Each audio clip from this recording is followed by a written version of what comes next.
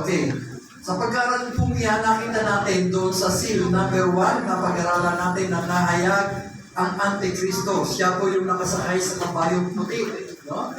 Ayan po, ayan. Ang tawag po sa kanya ay peaceful conqueror. No? Hindi pa siya hayag na Antikristo diyan. Okay?